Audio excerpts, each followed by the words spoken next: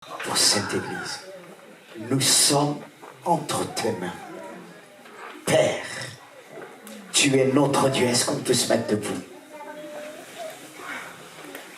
C'est vrai qu'on l'a fait. La Bible nous dit toujours, nous exhorte à prier avant, pendant, après. On est des hommes et des femmes de prière. Amen. Seigneur, je suis à toi. Amen. Ton église est à toi. Et tout ce que je fais, je veux le faire pour la gloire de Dieu. Amen. C'est pourquoi, Seigneur, je te présente, je me présente devant toi. Et je présente ton peuple ce matin, par la puissance du Saint-Esprit, que tu nous accordes, que tu m'accordes ce matin, de transmettre ce message. Donne gloire à ton nom. Donne gloire à ton nom. Amen. Prends les manettes ce matin. Prends tout. Prends mon cœur, ma voix, mes gestes, Seigneur. Puisse être pour ta gloire. Ouvre les cœurs. Ouvre les cœurs. Seigneur, nous voulons avoir un cœur disposé pour recevoir, pour porter du fruit. Nous ne voulons pas simplement nous borner entendre, mais nous voulons recevoir pour l'éternité. Alors glorifie ton nom ce matin. Oh,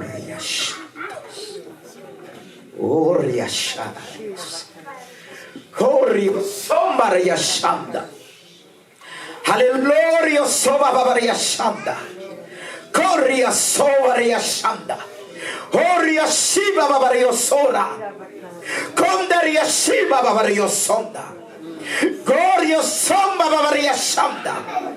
Gorio sorio shaba babaria shanda. Kirio soria shanda. Kirio soba babaria sorai. Hallelujah, samba babaria shanda. Gloria, gloria, gloria, gloria, samba babaria shanda. Kindirio soria shanda. Lirio soria soria soria. Alléluia, Soria. Est-ce qu'on peut prier en langue? Est-ce que pour celui qui veut adorer en langue, qu'il puisse le faire? Que le Saint-Esprit se répande davantage dans ce lieu. Alléluia. Orio Shaba Babaria Sanda. Gorio Sorio Shiba Babaria Sanda. Gorio Soroloria Sanda. Alléluia. Alléluia. Orio soba babaria shanda karabakondria. Ondaria shiba babaria kandria. Ondorio soroloria shiba. Alléluia soria babaria sanda. Alléluia. Alléluia. Orio soria shanda. Corio soba babaria shanda. Alléluia. Alléluia. Tu nous libères. Tu nous libères ce matin. Tu nous donnes cette capacité d'entendre. Tu nous donnes une autre dimension. Alléluia. Oh Jésus, que ton nom soit béni. Frères et sœurs, nous sommes un. Oh Jésus. Gloire à Dieu. Gloire à Dieu. À Dieu, vous pouvez reprendre place. Que Dieu puisse nous accorder ce matin une autre dimension pour le toucher, comme nous l'avons chanté tout à l'heure.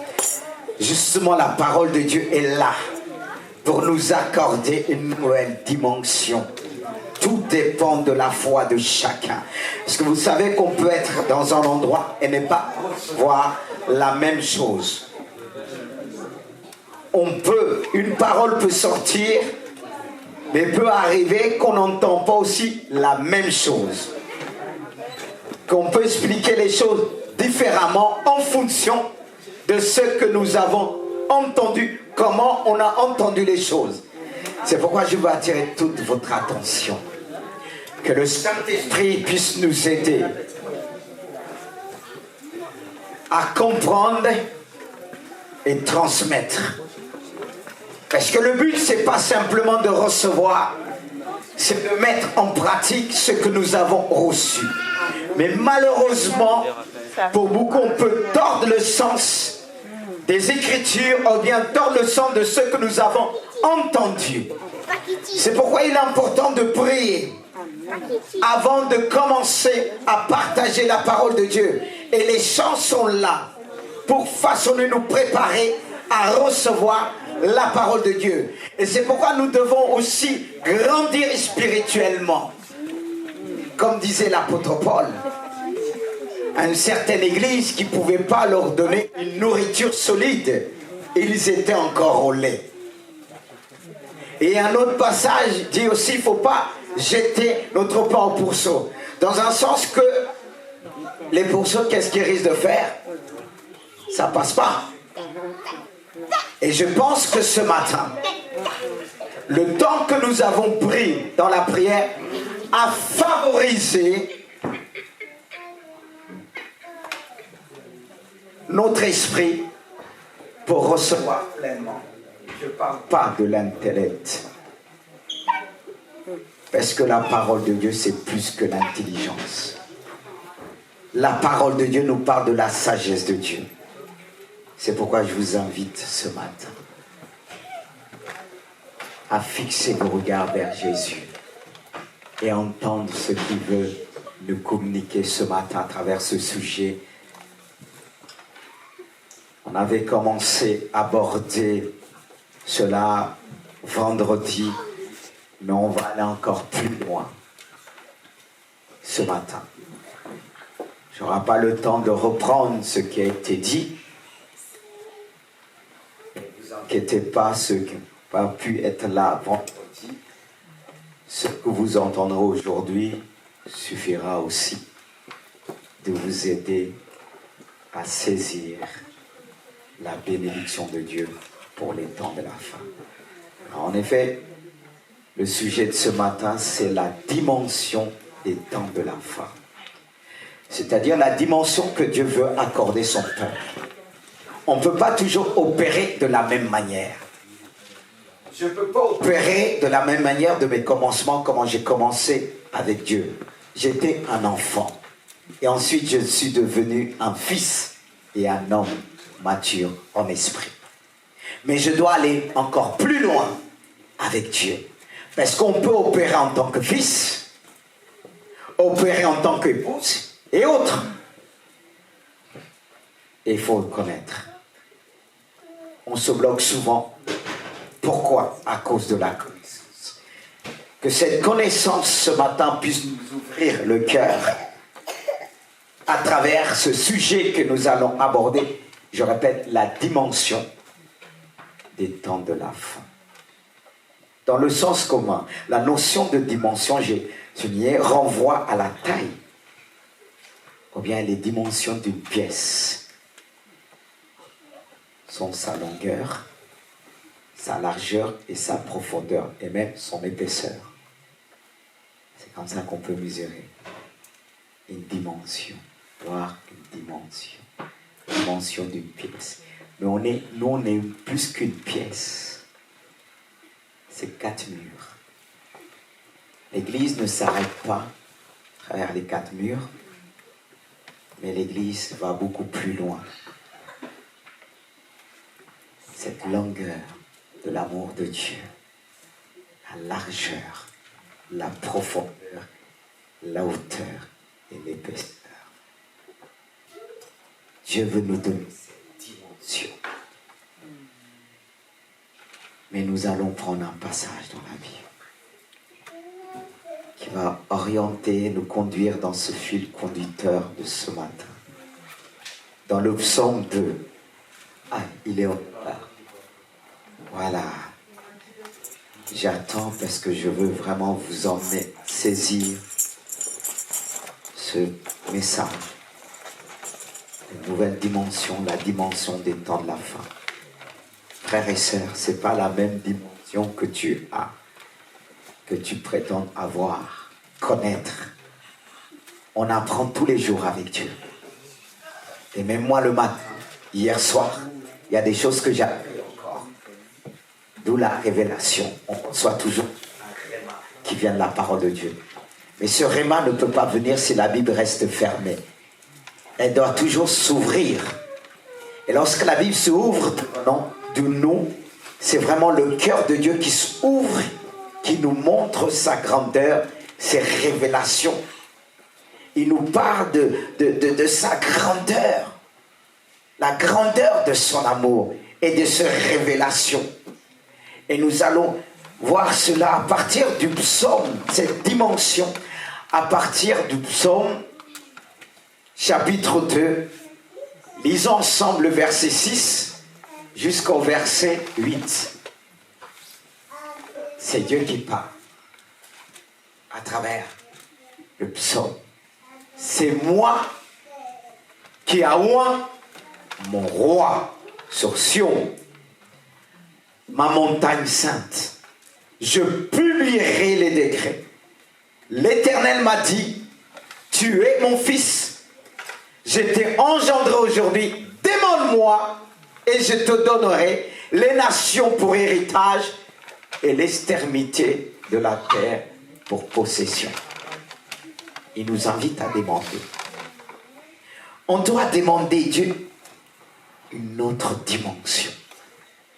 Et là, à travers ce passage, on voit un entretien entre le Père et le Fils. Le Père qui dit ceci, c'est moi, c'est lui qui donne, c'est lui le donateur, celui qui a établi son Fils sur la montagne sainte. C'est Dieu le Père. Il dit, je publierai. Il publie. Et il dit encore, l'Éternel m'a dit, tu es mon Fils. Et j'ai déjà engendré aujourd'hui. Regarde, ça commence Jésus, parce que ça concerne notre Seigneur. Il est enfant, fils, la notion de maturité.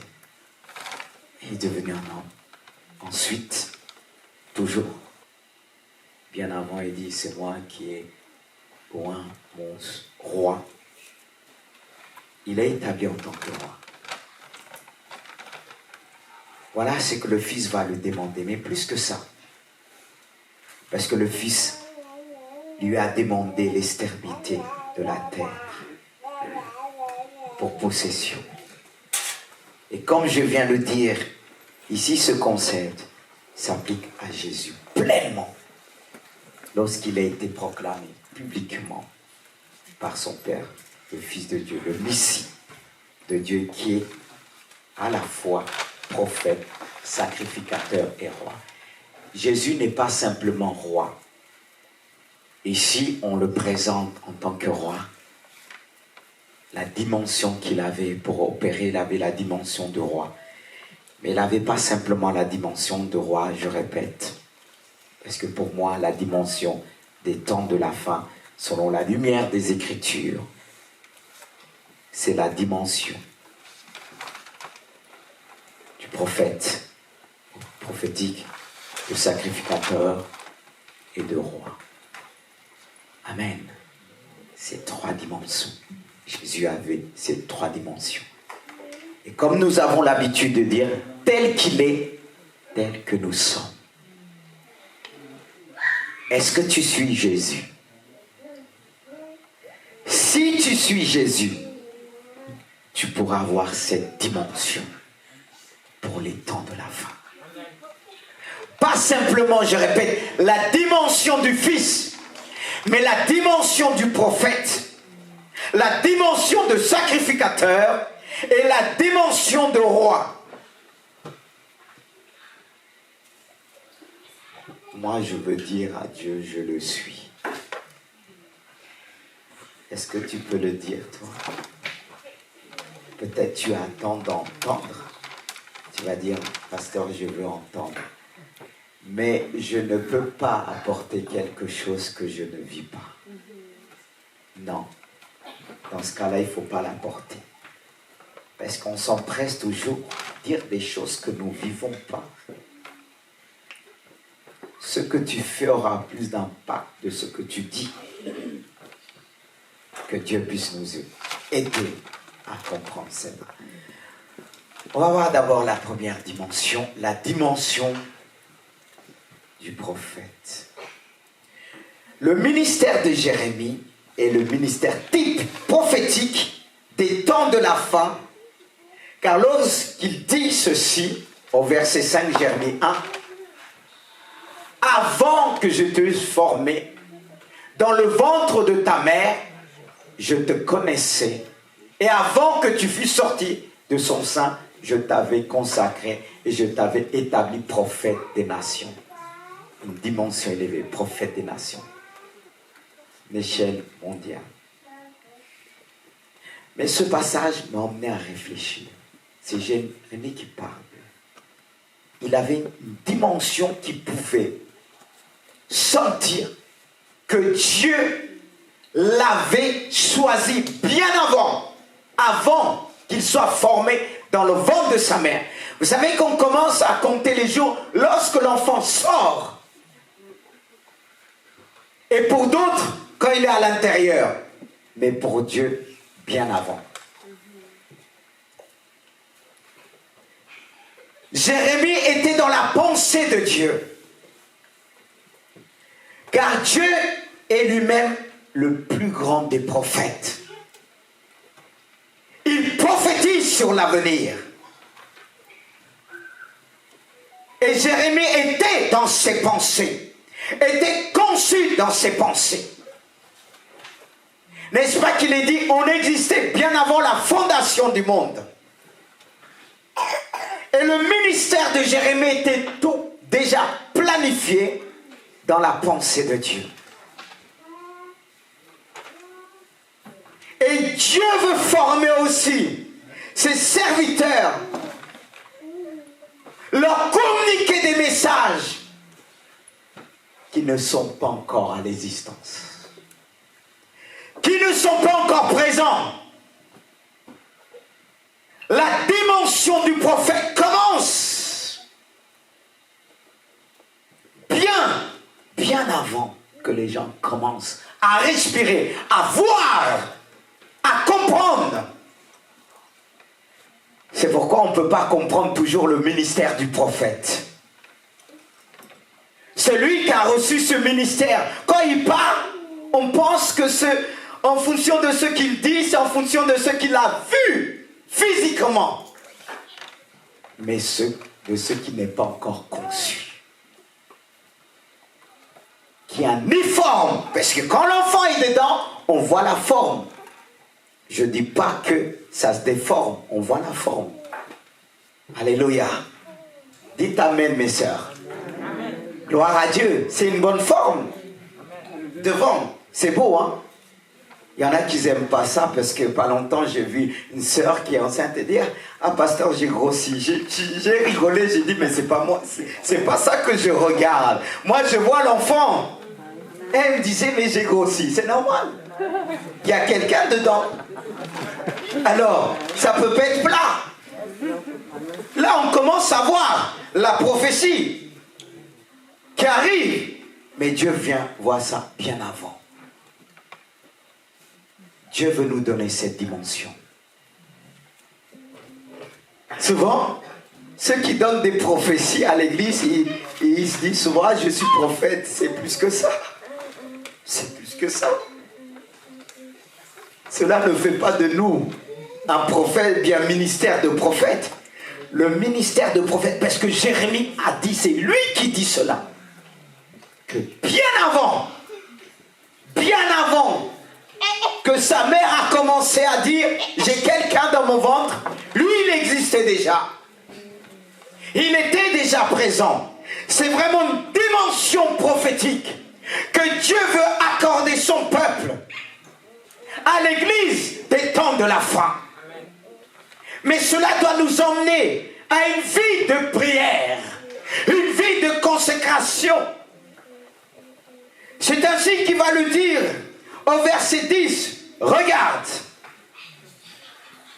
je t'ai établi aujourd'hui sur les nations et sur les royaumes pour que tu arraches, enlever brusquement, et que tu abats, c'est faire tomber, pour que tu ruines, dépouiller, et que tu détruis, supprimer, pour que tu bâtis, reconstruis, et que tu plantes, replantes. Amen. Ça fait aussi partie du ministère prophétique des temps de la fin. Parce que c'est des choses qu'on n'ose pas faire. De arracher. Ça commence par nous. Il y a des racines que nous devons arracher nous-mêmes, mais on n'a pas toujours le courage de le faire. C'est pour ça qu'il y a des choses que Dieu le fait pour nous, comme Dieu a fait pour Abraham. Abraham avec son père, Terah qui veut dire retarder, et Lot qui veut dire voir.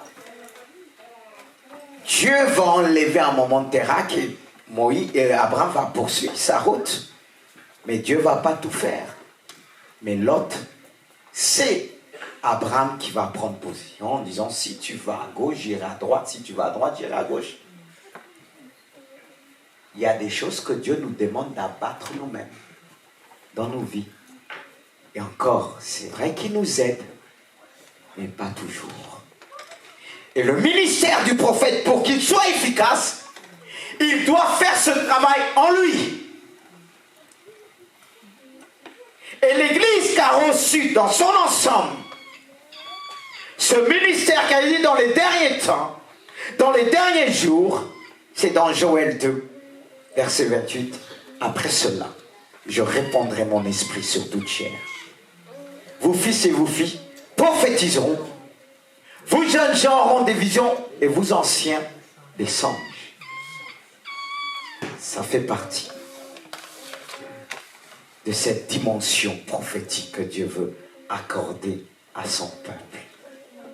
Je répète, de dépouiller, de faire tomber, dépouiller, de supprimer, reconstruire, réprive dans ce monde pour permettre Dieu, lui qui est le plus grand des prophètes, faire ce travail de enlever brusquement, de faire tomber, de déraciner, de dépouiller ce qui est mauvais et pour reconstruire, pour replanter. Mais nous, on va commencer à dire, il y a un problème, c'est la fin du monde. Non, non, non, non.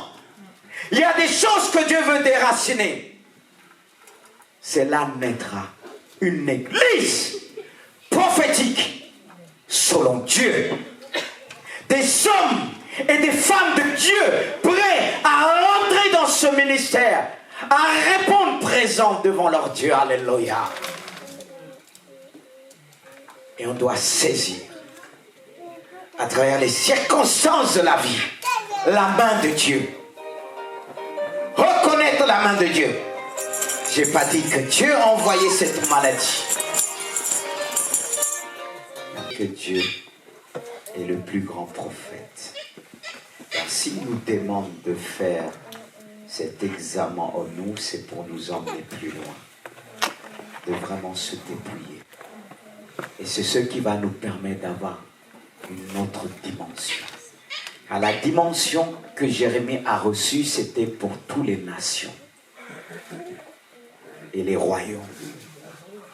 Et nous ne devons pas limiter Dieu. On doit se préparer à ça. Parfois, il y a des choses que nous aspirons, mais nous ne préparons pas le terrain. Il faut se préparer. Si je dis je crois, je dois me préparer. Je dois demander à Dieu qu'il puisse me donner une autre dimension. Et cette dimension prophétique ne s'arrête pas là. Il s'agit aussi de l'autorité, suivez bien, prophétique. Oh, la dimension prophétique qu'on retrouve dans l'Apocalypse 11. Il s'agit des deux témoins. L'autorité des deux témoins, c'est l'autorité prophétique. Qu'est-ce que Dieu nous enseigne? Je sais bien que l'Apocalypse 11, ça sera vraiment après l'enlèvement de l'Église. Mais je me suis inspiré. Pourquoi je me suis inspiré? Parce que je sais qu'une prophétie, elle est toujours cycliste, progressive. Elle progresse. Ce que nos pères ont vécu dans les temps, à leur temps, nous savons tous que l'histoire se répète en grand soit en pire. Et puisque l'histoire se répète toujours, je me suis dit, ce passage peut aussi nous inspirer en ce qui concerne la dimension des temps de la fin à travers la dimension prophétique ou bien du prophète, de ces deux témoins. Le chapitre 11 de l'Apocalypse nous montre que ces deux témoins seront revêtus d'une grande puissance spirituelle. Ils accompliront leur ministère par la puissance de l'Esprit. Et ils constitueront une grande menace, écoutez bien. Une grande menace pour l'Antéchrist et l'ensemble des empires et leur système aussi. Mais est-ce que nous, aujourd'hui, on constitue une grande menace pour le système d'Antéchrist? Ce passage nous parle d'une menace contre l'Antéchrist et son système. Mais comme nous montre la Bible, par rapport aux écrits de l'apôtre Paul, en disant l'Antéchrist agit déjà, c'est-à-dire il y a déjà l'esprit de l'Antéchrist. Et s'il y a déjà l'esprit de l'Antéchrist, notre ministère, notre mission doit constituer une menace contre le système de l'Antéchrist. N'est-ce pas aujourd'hui quand on vote des lois, on a envie de se cacher? Mais est-ce qu'on doit se cacher? Quelqu'un m'a dit, mais sœur, tu vois, on voit des lois, il y a ceci qui va sortir. J'ai dit, mais il faut les laisser. Ça a toujours existé. C'est de pire en pire. Mais l'église va pas cesser d'exister. La véritable église ne se cachera pas. C'est l'église qui sera une menace pour ces lois. Pas ces lois pour l'église. Ces deux témoins, lorsqu'ils sont venus, il y a des lois qui étaient bien en place. L'Antéchrist était bien en place. Mais qu'est-ce que ce ministère a fait? Frères et sœurs, ils vont neutraliser les signes et les prodiges de l'Antéchrist. Ils vont les neutraliser. Mais est-ce que nous, on est capable de neutraliser aujourd'hui? On parle des dons spirituels. C'est fait pourquoi? Quand on est venu capturer Élie, c'est bien Élie qui demandait: Dieu, si je suis vraiment ton serviteur, ton prophète, que le feu puisse descendre du ciel. Et c'est comme ça, plusieurs bataillons ont été consumés. Et le dernier qui est arrivé, il s'est mis à genoux. Il a demandé grâce à Élie. Ce qui montre, si on manifeste la puissance de Dieu, beaucoup demanderont grâce. Parce qu'ils verront la puissance de Dieu. C'est une autre dimension. Est-ce qu'on doit la chercher? Est-ce qu'on a cette dimension? Répondez-moi. Encouragez-moi. Est-ce qu'on a cette dimension? Avec Dieu, on apprend toujours parce qu'on croit qu'on est arrivé. Et je n'ai même pas encore fini. Je ne sais pas si je suis en milieu encore. J'ai cité 3 dimensions. On est encore à la première. Et la première, je n'ai pas fini. Et je n'ai pas tout mis. J'ai essayé de résumer. Parce que quand j'étais couché hier, ça ne venait pas. Je me levais, j'ai dit, je ne peux pas continuer à me lever. J'ai pris mon portable qui était à côté, je marquais. Et le matin encore, sur la dimension, une nouvelle dimension pour les temps de la fin. On a besoin de révélation. Je poursuis sur ces 2 témoins. Ils vont avoir le pouvoir de neutraliser les signes et les prodiges. Je parle pas simplement des signes, qui veut dire miracle, mais les prodiges. C'est vraiment des événements qui dépassent les lois de la nature. Ça veut dire, quand l'Église sera enlevée, il fera des choses qui dépassent l'entendement. Je parle de l'Antichrist. Pour séduire. Mais les 2 témoins vont neutraliser. Mais qu'est-ce qui se passe aujourd'hui? Il y a des miracles dans tous les sens. Et on ne peut pas dire que tous les miracles viennent de Dieu. Mais est-ce que nous, on est capable de les neutraliser? Les fausses doctrines. par leur miracle. Il faut le discernement des esprits. Et le prophète manifeste souvent ce don, le discernement des esprits qui discerne la nature de chaque manifestation, accompagné du don de la foi, qui croit vraiment à l'impossible. Il faut ça. Elle n'est pas permanente, elle est temporaire. Mais il faut toujours garder cette foi initiale, cette foi qui nous a emmenés au salut. Parce que comme je disais une fois, Élie a manifesté la puissance de Dieu par le don de foi. À un moment donné, il a pris la fuite devant Jézabel, devant les menaces de Jézabel. Ce qui nous montre qu'on doit toujours avoir cette foi initiale. Parce que le don de foi, elle se manifeste ponctuellement, elle n'est pas permanente, on ne l'a pas toujours. Je continue sur les deux témoins. Parce que nous savons tous, selon ceux qui étudiaient la Bible, l'Apocalypse en particulier, ces deux témoins auront à la fois le pouvoir de Moïse et d'Élie. Vous savez tous que Élie et Moïse a manifesté, a démontré la puissance de Dieu devant le roi Pharaon et devant ces esprits pharaoniques qui ne lâchaient pas. Mais Moïse, qui connaissait l'Égypte et Pharaon, a neutralisé les magiciens de Pharaon. Sans oublier Élie, il était tout seul devant les prophètes de Baal, les faux prophètes et d'Astarté. Personne n'était avec Élie. Tout le peuple était séduit. On vit les temps de la fin. Beaucoup seront séduits. Et beaucoup diront, à lui il est seul. Est-ce que Dieu est avec lui? Élie était seul, mais il a démontré la puissance de Dieu. Il a neutralisé le roi Akab et les prophètes de Baal.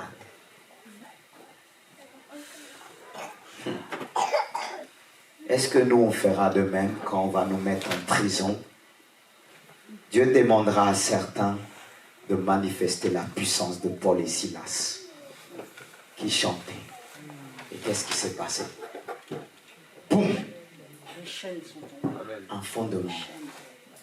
Tremblement de terre. Excusez-moi. Vous croyez que Dieu ne veut pas nous donner cette puissance, cette dimension? Peut-être quelqu'un me dit, ah pasteur, c'est pas pour moi, c'est pour les pasteurs. Non, ça c'est faux, c'est pas écrit. C'est pour les enfants de Dieu qui aspirent à ça. Et je poursuis. Ces deux témoins sont décrits dans le livre de Malachie comme deux oliviers. Les deux oliviers. Pourquoi? Quand on parle de huile, on dit souvent que l'huile, elle est achetée par les... Qu'est-ce qui produit de l'huile? Après on peut, le palmier aussi. Quoi? L'olivier. Là on ne parle pas de huile, mais on parle des deux oliviers. C'est comme il y a deux arbres, deux oliviers. Ça nous parle. C'est-à-dire la dimension des temps de la fin.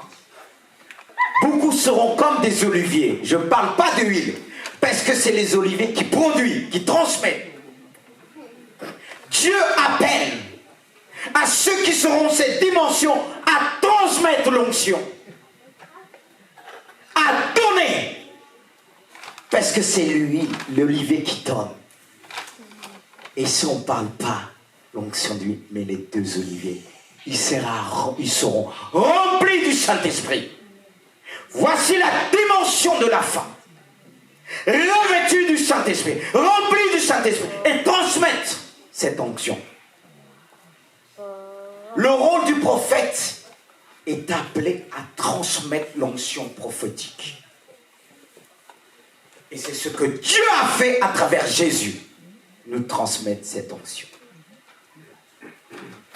Et je reviens sur ces deux témoins de l'Apocalypse, frères et sœurs. ces deux témoins, on remarque que ces deux témoins ne pourront pas être tués tant qu'ils n'auront pas accompli l'œuvre à laquelle ils ont été appelés. Ces règles, frères et sœurs, s'appliquent à tous les serviteurs de Dieu qui lui restent fidèles. Eux, ils savaient dans leur cœur, comme celui qui est appelé de Dieu, il va dire, on ne peut rien me faire. Je dois accomplir. Quand ma mère a eu, elle a plus que 70 ans. Elle avait quelques pathologies, ça pouvait la ramener très vite. Quand ils ont fait, les radios disent, mais madame, comment vous avez fait? Et quand elle a eu, elle a commencé à paniquer. Moi, je la téléphone, je dis, mais si tu dois partir, gloire à Dieu. Ça ne veut pas dire que je ne veux pas avoir la présence de ma mère. Hein. Ça, c'est typique moi. C'est ma manière d'encourager. Ceux qui me connaissent quand il vient et pleure, ils voient d'abord le sourire. Parce que je dis, Dieu a toujours la solution. Alléluia. Amen. Dieu a toujours la solution. J'ai dit, ma mère, amen. Si tu pars, ça va t'emmener encore plus vite dans la présence de Dieu. Et parce qu'elle avait un peu peur, je l'ai encouragée. Je lui ai dit, mais Dieu est capable de faire quelque chose. Tu ne vas pas faire une semaine et tu vas sortir. Parole de connaissance. Et j'ai dit, je vais prier pour toi. Et j'ai prié pour elle au téléphone. La dimension de Dieu. Et Dieu l'a relevée. Alléluia.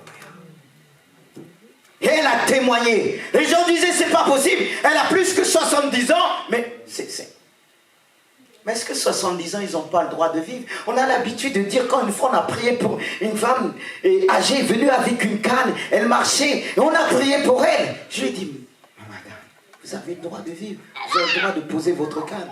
Les médecins disent, c'est le symptôme de la vieillesse. Est-ce qu'on dira ça dans le ciel, les symptômes de la vieillesse? Est-ce que Moïse est parti avec les symptômes de la vieillesse? Il y a des choses qu'il faut refuser. Après on dit, c'est normal, on cite les noms de maladies.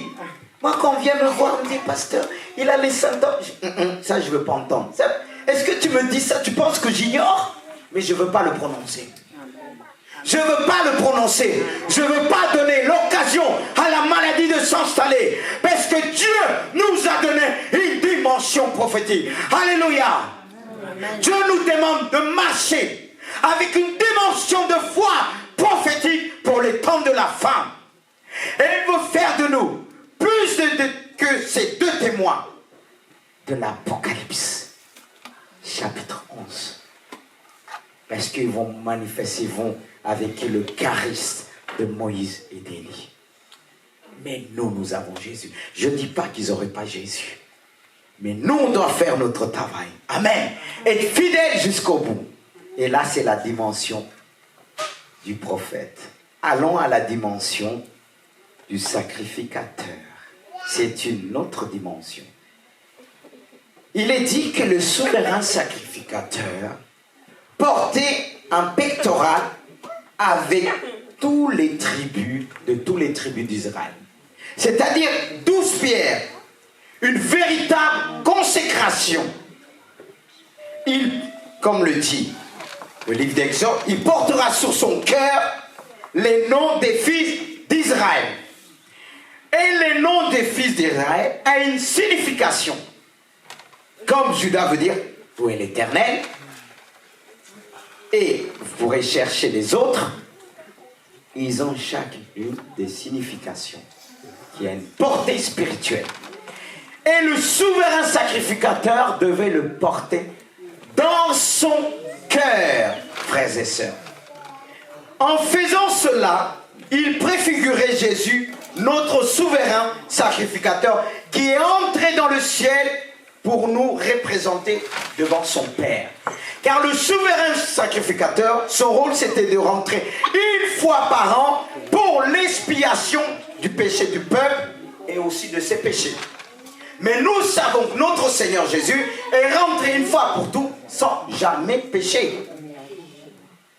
Mais le rôle c'était de porter la souffrance, les péchés. Frères et sœurs, qui peut porter le péché de l'humanité? Qui peut porter la douleur des autres? Est-ce que beaucoup ont cette dimension? N'est-ce pas, il est dit, portez les fardeaux des uns et des autres. Là encore, on s'arrête au fardeau. Mais le péché est un poids. Ça pèse lourd. Et ça pèse même pas sur la balance, tu mets, ça tombe. Qui peut porter les péchés? C'était le rôle du sacrificateur. Qu'est-ce que Dieu demande à son Église aujourd'hui, frères et sœurs? Parce que nous savons que Jésus a tellement porté qu'il était appelé homme de douleur, habitué à la souffrance. Et à un moment, je me rappelle une fois, j'ai partagé avec mon épouse, je me dis, mais ce passage, on dit Jésus, je veux te ressembler, donne-moi la sagesse de Jésus, donne-moi l'amour. Mais il ne faut pas exclure ce passage qui dit homme de douleur, habitué à la souffrance. Ça fait partie de la dimension du sacrificateur. Vous dites pas Amen? Amen. Ceux qui disent, ah, je ne veux plus souffrir. Je ne veux plus passer dans le désert. C'est fini. Mais Jésus, il y a eu le désert de 40 jours, mais il y a eu aussi Gethsémane. Il y a eu Gethsémane. C'était difficile pour lui. Et c'est bien, Gethsémane rappelait à un humain qu'il combattait, il y a eu des gromeurs de sang. C'était dur. La souffrance, les péchés, c'est tellement lourd. Vous savez qu'on va dans un monde difficile. Les gens souffrent. Et beaucoup ne veulent pas entendre les autres qui expriment, même quand ils s'approchent de nous. Pour certains, on sent leur souffrance. Et il y a ceux qui fuient. Dans le lieu de travail, il y a ceux qui ont fui. On dit, ah non. Chaque fois qu'il vient, ça ne va pas. Oui, il faut fuir, je comprends. Parce que ça il risque de te contaminer si tu n'as pas cette dimension de sacrificateur. Mais on a besoin de toucher ces gens. Mais si tu n'as pas la dimension du sacrificateur, tu ne pourras pas porter leur souffrance. Il y a des gens, quand ils te parlent, tu te dis, mais waouh, on dira que c'est lui qui a plus souffert dans le monde. Mais si tu n'as pas la dimension du sacrificateur qui portait les pierres dans son cœur, sur lui, pour entrer dans le lieu saint, dans le lieu très saint, parce que le but, c'est aller plus loin. Le but, c'est de se présenter devant Dieu, dans le lieu très saint, disant, vois le péché de l'humanité. Est-ce que l'Église a cette dimension aujourd'hui? N'est-ce pas quand on parle de bénédiction? Tu seras, tu auras une grande maison. Tout le monde se lève, il vient à l'imposition des mains. Vous n'avez pas remarqué? Si je veux que vous venez tous à l'imposition des mains, les prophètes, apôtres, tralala, guérison. Oh. Mais homme de douleur, viens recevoir ton ministère. Homme de douleur, tu vas dire, ah pasteur, c'est pas pour moi ça. Ça fait partie de la dimension du sacrificateur. Est-ce que vous êtes là? Amen. Quand on parle de dimension de prophète, alléluia, oh, pasteur a prêché ce matin, mais il a prêché aussi encore plus avec cette dimension du sacrificateur. Dis alléluia, encourage-moi. Amen. Alléluia. Amen. Ah oui, ça va me permettre encore de prendre le temps de pour vous donner à manger. Parce que vous savez qu'il y a des choses pour donner à manger. Si on assoit les enfants dimanche, parce que c'est épinards, carottes, on a besoin de dire, oh c'est bon, tu vois ce que j'ai mis là. Et ça le donne envie. Alors permettez-moi d'être ce cuisinier qui sait présenter les choses, une bonne présentation, avec qui va présenter le plat. Waouh! Mais quand on rentre dedans, on dit, ah, ça a eu du mal à descendre. Mais c'est bon pour la santé. Amen. Alléluia. Amen. Je continue. Tout ça, c'est pour calmer les choses, pour mieux prêcher. Amen. Sacrificateur. Frères et sœurs, qu'est-ce que nous portons dans notre cœur aujourd'hui? Est-ce qu'on est comme ce souverain sacrificateur qui portait? Parce que si on doit porter dans le sens propre du terme.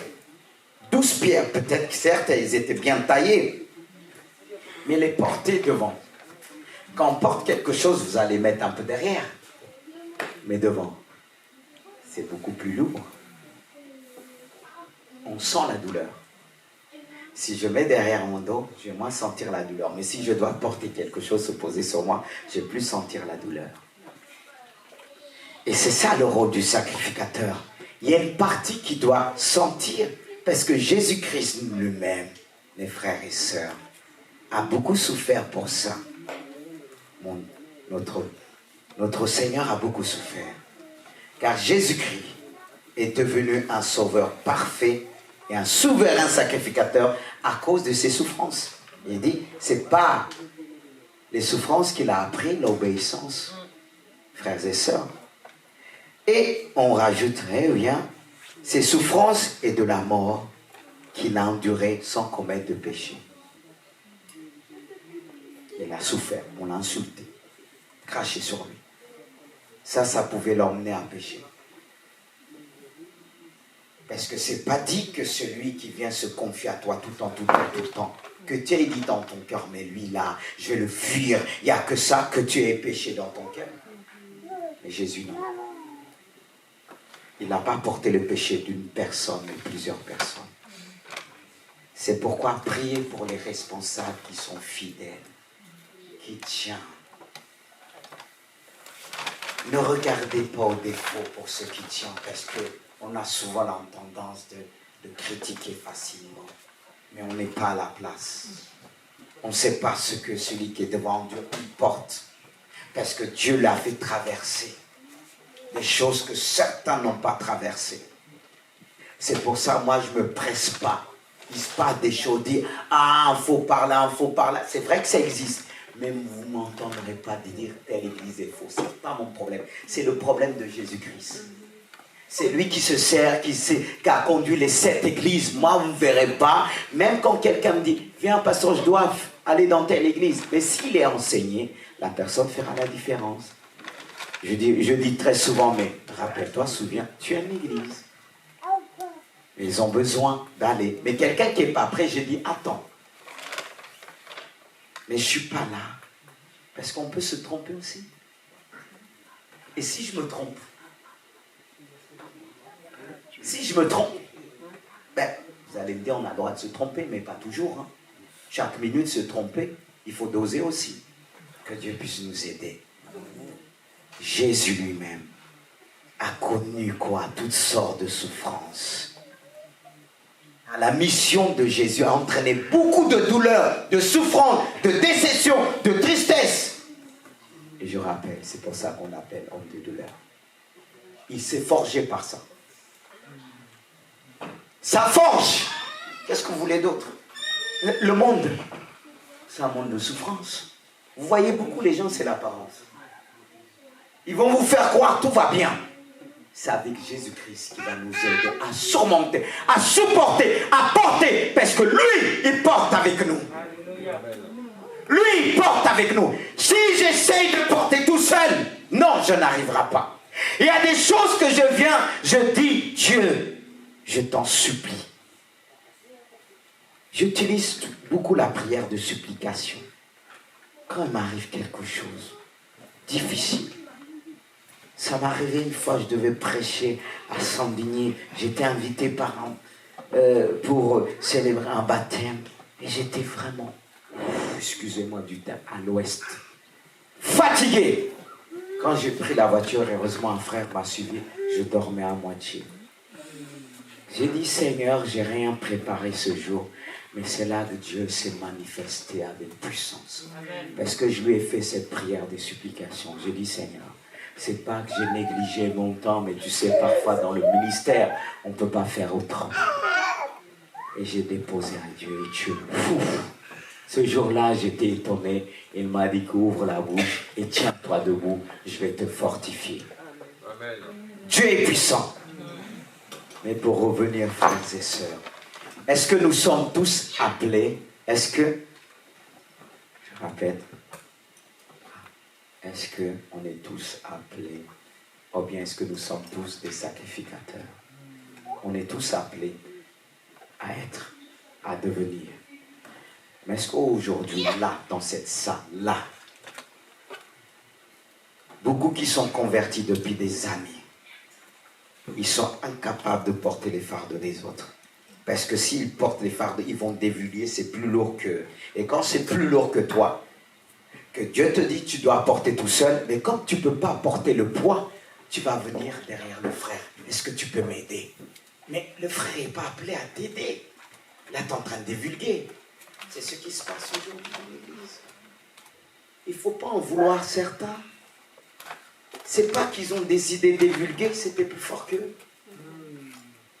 Ils n'ont pas la dimension de sacrificateur, c'est pour ça discerne aussi. Tu vas dire à l'autre, tu vas dire, elle m'a trahi, mais elle n'avait pas les muscles spirituels de porter. Quand tu l'as donné, elle s'effondrait, elle a crié au secours. Et en disant au secours, elle a répondu. La nouvelle. Dimension de sacrificateur, c'est ma prière. Dieu veut que l'Église des temps de la fin puisse avoir cette dimension. Le monde va mal de plus en plus. Il y a de plus en plus de souffrances.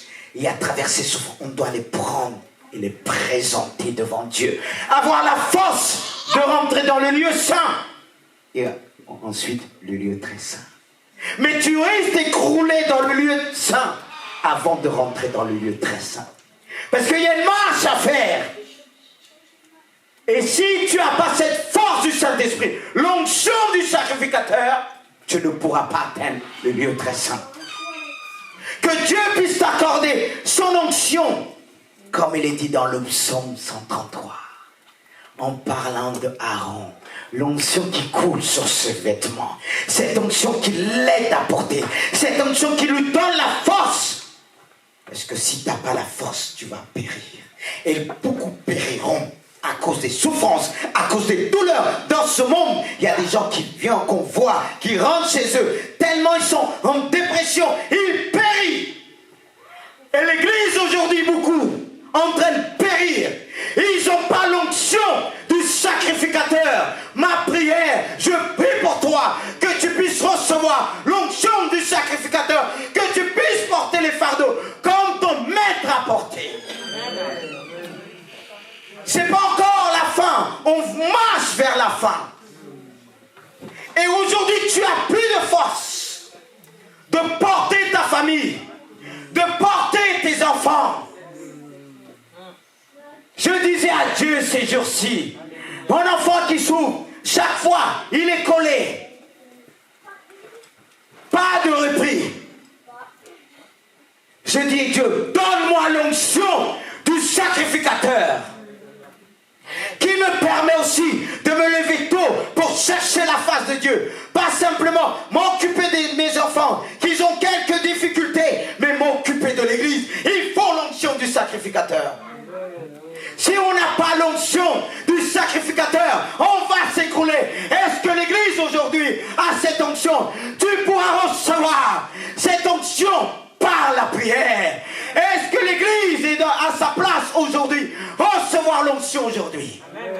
C'est pourquoi beaucoup s'écroulent. Arrivé le Covid, les problèmes sont arrivés, problèmes de santé. Et beaucoup ont peur de venir à l'église en disant je vais choper le Covid.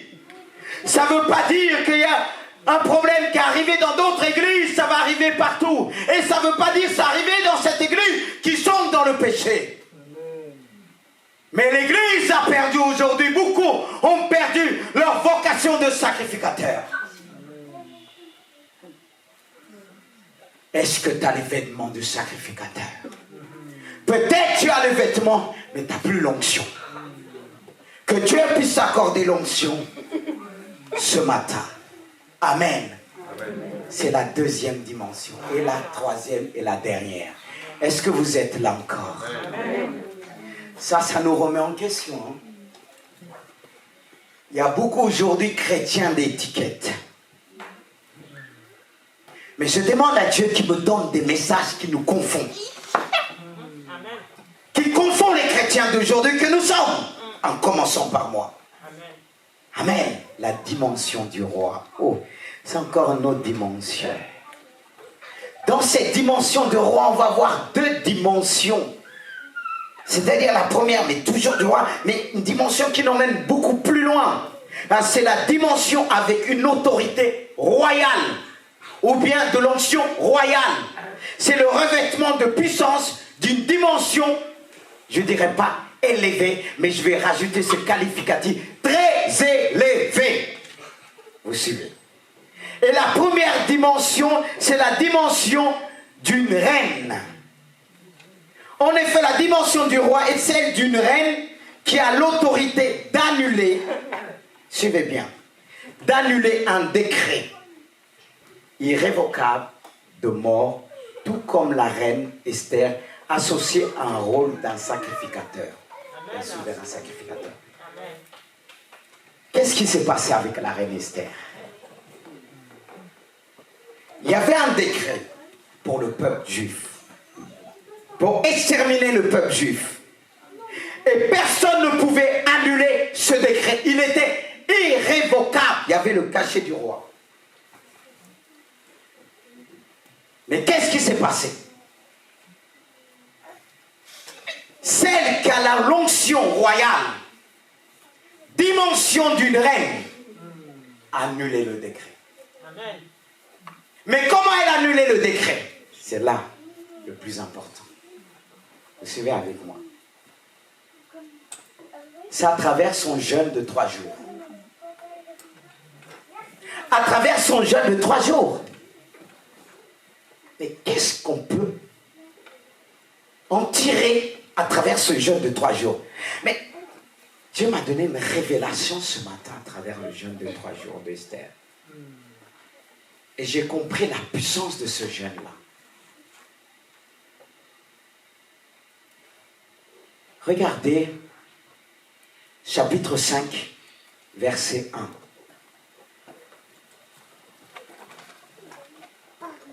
Avant de le lire, je reviens sur le jeûne de 3 jours. C'est un jeûne complet sans manger et boire. Et on va voir ce que ça représente. Il est dit que, au verset 1er, quand le 3e jour fut arrivé, Esther revêtit les signes de la royauté et se présenta dans la cour intérieure du palais royal. Vous suivez? Face au palais, le roi siégeait sur son trône royal dans le palais face à l'entrée de l'édifice. Personne ne pouvait rentrer là-bas comme ça, sinon il était condamné soit à mort si le roi ne l'avait pas appelé. Si vous lisez ce contexte, vous verrez vous reverrez ce que je suis en train de vous dire, que personne ne pouvait rentrer. Mais ça s'est passé après 3 jours de jeûne. Qu'est-ce que ces 3 jours représentent? Beaucoup s'empressent, c'est bien de connaître le jeûne de 3 jours. Ça change beaucoup de choses. Mais pourquoi ça change beaucoup de choses? Si je vous pose la question, pourquoi ça change beaucoup de choses? Vous allez me dire, parce que, bon, elle a jeûné, comme dit le passage, Matthieu 17, verset 21, ce genre de démon passe par le jeûne et la prière. Je dirais Amen. Ce qui nous montre certaines situations, circonstances, peuvent se désloquer, se déplacer par le jeûne et la prière. Mais ce n'est pas ça. On dit quelqu'un qui ne mange pas plusieurs jours est semblable à mort. C'est quand on est mort qu'on ne peut ni boire ni manger. Vous suivez? Et là, Esther est passée par la mort. N'est-ce pas? Au début, elle avait peur. Après, elle a décidé en disant, je vais me présenter, que je meurs, que je vis. Mais elle a connu la mort. Et c'est ce qui lui a donné la force. 3 jours, sans boire, sans manger. Ce jeûne représente la mort et la résurrection. C'est quand Jésus est sorti du tombeau, il a reçu un autre vêtement. Un autre vêtement pour entrer dans le ciel. Pour entrer dans son palais royal. Et là, 3 jours de jeûne et prière, elle n'est pas sortie comme un mort. Avec ses habits de mort, avec ses habits de jeûne et prière. Mais là, elle a connu une résurrection. Elle a reçu l'autorité de la résurrection. L'autorité de la résurrection est vraiment puissante. C'est notre dimension. Elle est passée par la mort, l'humilité, le dépouillement. Elle a connu la résurrection. Elle est encore plus forte. Là, on aurait dit, waouh, je vais mourir. Ça dépend de quelle dimension, quelle mentalité que tu as. Mais si tu cultives cette mentalité, en disant, ça va te faire connaître la résurrection, tu vas mourir, tu vas t'affaiblir, ta chair va être dépouillée, mais tu vas connaître la résurrection. Le revêtement de puissance, la preuve, elle l'a démontré à travers ses habits royaux. C'est là où Dieu veut nous emmener. Plus loin, plus haut. C'est vraiment la dimension de la reine. Et personne ne pouvait l'arrêter. Parce que vous savez, quand vous avez connu la mort, vous avez peur de quoi après? Ressusciter le 3e jour. Revêtement de puissance, de gloire, de splendeur. Elle a mis sa couronne. Parce qu'elle ne pouvait pas rentrer dans ce lieu sans sa couronne, sans ses habits. Il y a des endroits où on doit voir, par notre manière, que nous sommes vêtus. Et je pense que vous avez compris, c'est bien clair. Mais pour vous dire, elle a eu un rôle là, de reine et de sacrificateur. Elle a porté tout le peuple dans son cœur. C'est pour la cause du peuple qu'elle est rentrée dans son lieu très saint. Mais est-ce que le roi a posé beaucoup de questions après quand elle lui a parlé d'Aman? Et pourtant Aman, qui était Aman? Le deuxième. Le deuxième après le roi. Mais Esther, elle a compris qu'elle avait une position au-dessus de lui. Elle aurait pu dire, ah non, c'est des hommes, personne ne peut rentrer. Comme aujourd'hui, certains disent, mais moi je suis une femme, je suis un enfant, je ne peux pas rentrer. Ça, il n'y a que les hommes qui parlent, c'est les affaires de l'homme. Allez dire à Mardoché, pardon, il a qu'à partir lui-même. Je vais faire un cachet, une lettre, il va partir. Non, elle s'est présentée elle-même. Après 3 jours de mort et de résurrection, alléluia. Tout le ministère de la résurrection, oh Dieu, c'est cette dimension que Dieu veut accorder à son Église. Une Église qui n'a pas peur de la mort. Une Église qui reçoit notre dimension après avoir passé par la souffrance de la mort. Alléluia. Et la dernière, la dimension céleste, qui est une dimension parfaite, et c'est cette dimension qu'Esther a eue en miniature. Mais Dieu veut nous emmener encore. Là peut-être vous allez me dire, là, c'est bon. La dimension suffit. Non, non. Mais elle ne suffit pas. Parce que regardez, dans Romains 12, il dit de ne se pas conformer au siècle présent, mais qu'on soit renouvelé dans l'intelligence afin que nous puissions discerner ce qui est bon, agréable et parfait. Et dans Matthieu 5, il nous dit, soyez parfaits comme le Père l'est. C'est dans cette dimension qui nous attend. Quelqu'un va dire quand il fait des choses, ah, je ne suis pas parfait. Il le sait. Il le sait. Mais qu'est-ce qui peut faire de toi quelqu'un parfait? Suis avec moi. C'est dans Matthieu 17. Je vais finir sur ce passage. Versets 1 à 2. Versets 1 à 2. Suivez avec moi. Il est dit 6 jours après, Jésus prit avec lui Pierre, Jacques et Jean, son frère. Il les conduisait à l'écart sur haute montagne. Il fit transfigurer devant eux, son visage resplendit comme le soleil et ses vêtements devinrent blancs comme la lumière. Vous suivez. 6 jours après, 6 jours après, c'est quel chiffre? C'est le chiffre 7. Le chiffre 6, c'est le chiffre de l'homme. Ça ne veut pas dire souvent dit ça c'est le chiffre du diable. Non, c'est le chiffre de l'homme. C'est le chiffre de la bête. En parlant de la bête, il parle de l'homme, celle qui va recevoir la marque de la bête, la marque de Satan. Parce qu'il est dit que Dieu a fait 6 jours les cieux, la terre, et c'est le 7e jour qui s'est reposé. Et là, Jésus prend ses disciples. Il les conduit vers une autre montagne. C'est-à-dire, il les emmène dans son repos. Parce que le chiffre 7, c'est le chiffre du repos de Dieu. Le chiffre de la perfection.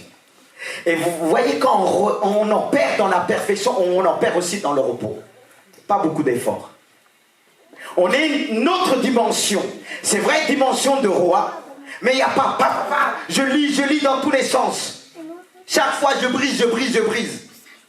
C'est dans le repos, une autre dimension. Il est conduit à l'écart. Il est placé sur une haute montagne. Et cette haute montagne nous parle du lieu de la prière. Mais il ne dit pas une petite montagne, c'est en hauteur. Vous savez, quand on est vraiment en hauteur, il y a des problèmes qui ne nous touchent plus. Il y a des problèmes qui touchent beaucoup de chrétiens aujourd'hui parce qu'ils n'ont pas pénétré, ils ne sont pas allés vers les hauteurs. Et Dieu te regarde, il ne peut rien prendre notre dimension. Ce qui te saisit aujourd'hui, ce qui te fatigue, va plus te fatiguer si tu rentres dans cette dimension. Et il les emmène dans cette dimension, en hauteur. Mais qu'est-ce qu'ils voient après? Qu'est-ce qu'on voit dans cette dimension? Dans un lieu de prière, qu'est-ce qu'on voit? On voit la gloire de Dieu. Comment ils ont vu la gloire de Dieu? Ça se voit. Il dit Jésus, transfiguré devant eux, son visage resplendit comme le soleil. C'est la même description qu'on retrouve dans l'Apocalypse, qui nous montre que Jésus est déjà dans la gloire du Maître. Et c'est ce que Daniel a vu avant. Ce qui nous montre la pensée de Dieu prophétique, elle existait déjà. Nous, on commence à la voir parce que Jésus est déjà venu. Cette histoire, elle était racontée par ses disciples. Mais cette histoire existait déjà, qui montrait Jésus resplendissait. C'est ce que Daniel a vu, Daniel chapitre 10. Mais revenons. Nous avons l'habitude de dire que Jésus est passé et rentré dans la gloire de Dieu en passant par la mort. Parce qu'on voit plus bas l'apparition de Moïse et Élie qui nous montre que la gloire de Dieu, certes en miniature, mais ils sont dans la gloire de Dieu. Et Jésus qui parle avec eux. Comment Jésus a parlé avec eux? Il était dans la gloire. Il a connu ce qu'Élie a connu. Élie n'est pas passé par la mort en rentrant dans le royaume de Dieu. Mais il a été enlevé. Et Moïse est passé par la mort. Dieu montre aussi à travers la présence d'Élie, il est passé, il a été enlevé et Moïse passé par la mort. Et Jésus a connu les deux. Dans ce passage-là. Mais nous, on dit toujours, c'est par la résurrection qu'il est rentré. Là, c'est clair. Il a connu ce qu'Élie a connu. Mais si on rentre une présence avec Dieu, on se laisse conduire par Jésus, qui conduit ses disciples, et eux-mêmes, ils ont entendu la voix de Dieu en disant, celui-ci est mon fils en qui j'ai mis toute mon affection. Ils ont entendu la voix de Dieu. Si on se laisse conduire vers Jésus, lui il est parfait. J'ai l'habitude de dire, l'église, l'épouse n'est pas parfaite, mais elle est parfaite quelque part parce que l'époux est parfait. Et c'est l'époux qui a conduit Jean, Jacques et Pierre dans cette dimension, sur une haute montagne, et ils ont vu Jésus. Et il y a ceux qui ont vu Jésus, tellement ils avaient soif de la gloire de Dieu, de chercher notre dimension. Ils ont entendu la voix de Dieu claire, car personne ne peut entendre la voix de Dieu et vivre. Mais on voit quelque part, ceux qu'ils ont entendus, c'était un peu flou, c'est vrai. C'était un peu flou parce qu'ils étaient dans la chair aussi. Même s'il y avait l'Esprit de Dieu, mais Jésus par contre, a entendu clair. L'apôtre Paul l'a vécu. Et d'autres aussi. Il dit à cause de cette excellente révélation, Il m'a été mis une écharpe pour pas que je m'orgueille. C'est la nouvelle, c'est la dernière dimension, mes frères et sœurs. Qui va se glorifier ici? Ça nous apprend l'humilité. Hein? Ceux qui se disent, oh, je suis arrivé. T'arrives. Parle-moi de cette dimension. Je ne dis pas ça pour vous marier. Non, non, non, non. Pour moi, ça me dépasse. Jésus, la Bible dit, il était parfaitement humain, parfaitement Dieu. Il a connu cette dimension. Il les a pris avec lui. Il a vu Élie qui était dans le ciel. Il a communiqué. Mais pour voir Élie, il fallait un changement. Une transformation. Son visage a changé. Son corps a changé. Et il y a ceux qui connaîtront la gloire de Dieu. Ils seront transformés. Mais on peut la connaître dans un temps de prière. C'est pour ça l'apôtre Paul dit, je répète encore, j'étais enlevé, je ne sais si c'est dans mon corps, avec mon corps, en esprit. Mais je sais une chose, j'ai entendu les merveilles de Dieu, qui n'est pas permis à un homme d'exprimer. Lui, il a été ravi en esprit. Jean aussi a été ravi. Jean qui a écrit l'Apocalypse. Il a été ravi. Il a vu la gloire de Dieu. Il a connu cette dimension. Alléluia. Le peuple de Jésus peut connaître cette dimension. C'est valable pour nous. Alléluia. Est-ce que vous croyez à cela? On va prier pour ça. Parce que je ne veux pas que vous partiez avec le doute. Non. Et priez pour moi que Dieu puisse me donner encore des révélations. Que le diable ne puisse pas me mettre par terre parce qu'il rôde. Quand le diable sait, on reçoit des révélations. Il ne sait pas toujours ce qu'on reçoit. Il dit, mais si je la bats, lui, comment les autres vont recevoir? Parce que nous disons, oui, c'était le temps de Dieu, il est parti. Mais qu'est-ce que tu en sais? La Bible dit, il est venu pour détruire, pour tuer. Il y a des chrétiens qui ont été tués avant le temps. Et il dit, et il est dans la présence de Dieu. Je ne veux pas partir si je n'ai pas accompli le plan de Dieu. Parce que c'est ce qui va me permettre de recevoir ma récompense, ma couronne. Mais toi tu dis, ah, sauvé par grâce, ça me suffit. Tu n'auras pas de récompense. Alléluia. Que Dieu nous bénisse. Est-ce qu'on peut se mettre debout? Que la gloire de Dieu se manifeste. Le but que l'ennemi ne puisse pas vous arracher à la sortie du oh, mais c'est à côté. Non, non, non, non. Élevons le main vers le Seigneur. D'où me vient le secours? Le secours me vient de l'Éternel des armées qui a fait les cieux. Vois ces mains qui se lèvent vers toi. Levez les mains vers le ciel. Vers ce Dieu qui nous a appelés. Peut-être qu'on ne va pas beaucoup prendre le temps dans la prière. Parce que l'enseignement, c'est beaucoup plus important. Parce qu'on a vu des miracles, des gens qui n'ont pas été enseignés. Les miracles, là, ils les ont perdus. Seigneur, je te prie, par la puissance du Saint-Esprit, cette parole qui a été annoncée avec puissance, sagesse et amour, qui a pénétré le cœur ce matin, oh Dieu, je te prie que rien au monde puisse arracher cette bonne sémence que nous avons reçue ce matin, qui nous parle d'une nouvelle dimension, une dimension qui nous permet d'opérer sans aucun obstacle dans le monde, parce que nous voyons l'esprit d'Antéchrist qui agit pour détruire des églises. Tu vois toutes ces églises qui ont été fermées. Je prophétise, je parle en ton nom, de la part de ton église, que des églises puissent sortir de terre. Des églises que l'ennemi n'avait pas vues. Des églises qui feront reculer les puissances des ténèbres. Des églises qui vont neutraliser les puissances des ténèbres. Que l'église de Jésus puisse en faire partie. De neutraliser toutes les mauvaises doctrines, tous les mauvais prophètes qui s'aventurent de venir dans ton église. Nous prenons l'autorité par la puissance du Saint-Esprit. Alléluia. Dans cette dimension de prophète, cette sensibilité de prophète à ton église. Et à ceux ou celles qui nous visitent dans ce lieu. Car je ne te prie pas simplement pour ton église de Jésus, mais je te prie ce matin, Père, pour ceux qui nous visitent. Reçois ce matin cette dimension qui va te permettre de discerner qui va te permettre de parler comme le prophète Jérémie, qu'il voyait les choses avant leur existence. En ce qui le concerne, il le savait déjà. Tu dois sentir ce que personne ne ressent dans ton entourage. Tu dois sentir ce matin. Je prie que tu puisses ressentir au nom puissant de Jésus. Reçois cette dimension.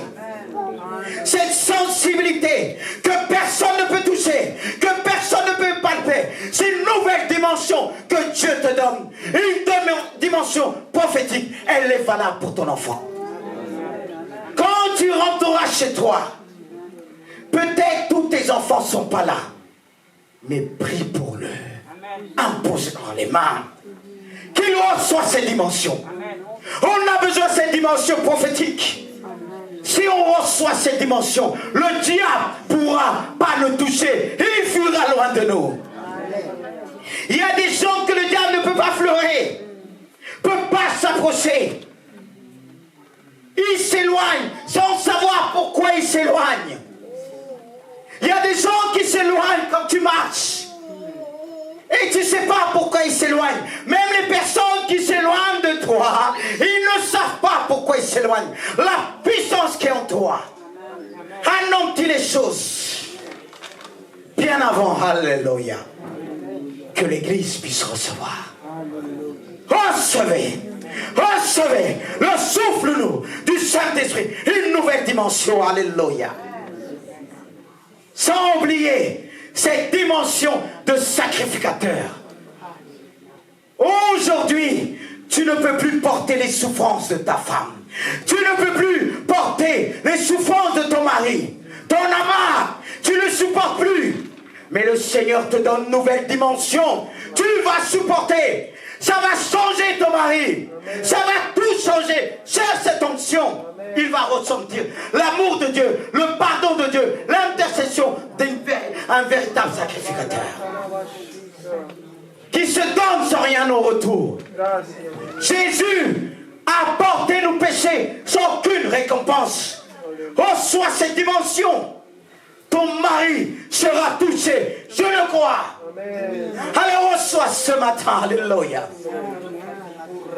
Là, tu vas arrêter de te plaindre. Si tu reçois cette dimension, on ne pourra que constater. Car les pierres précieuses, les pierres que tu portes, peut-être ils ne sont pas précieux encore, mais ils seront changés en pierres précieuses. Si tu portes ton mari dans ton cœur, cette pierre qui est lourde va devenir une pierre précieuse. Car les pierres qui ont été choisies pour le souverain sacrificateur étaient des pierres précieuses. Et Dieu changera le nom de ton mari. Un nom impur. Mais le Saint-Esprit te donne cette dimension. Donne cette dimension à ma soeur qui était en souffrance, qui voulait lâcher, qui disait je n'en peux plus, qui voulait lâcher. Ne lâche pas, ne lâche pas, ne lâche pas. La prière d'un véritable sacrificateur qui rentre une seule fois pour tout, change les choses. Quand Jésus a crié, le voile du temple se déchirait. C'était une prière puissante. Et la prière du sacrificateur est puissante. Prie dans ton cœur. Et quand tu vas rentrer à la maison, les choses vont changer. Toi qui souffres pour tes enfants, quand tu vas rentrer, rassemble-les. Prends de l'huile de sacrificateur. Je te dis, tu peux le faire aujourd'hui. C'est le ministère qui te dit, tu peux le faire aujourd'hui. Toi qui dis, tu n'entends plus tes prières parce que tu es confronté à un esprit pharaonique, un esprit qui ne relâche pas. Je connais aussi ça aussi. Je le vis actuellement. Pharaon revenait. Il revenait. Mais la prière que tu vas faire, quand tu vas rentrer, ça va confondre. Alléluia. Tu rassembles tes enfants. Mets de l'huile sur leur tête. Mets de l'huile en disant, j'ai reçu l'onction du sacrificateur. C'est l'onction de Jésus. Et il nous demande de le faire en priant. Fais-le par le nom puissant de Jésus. Et par l'onction, une nouvelle dimension que tu as reçue ce matin. Mais Dieu veut t'emmener plus loin. Que ceux qui te faisaient souffrir, ceux qui te mettaient par terre, ils vont te donner une autre dimension. La dimension de l'auteur. Une hauteur élevée.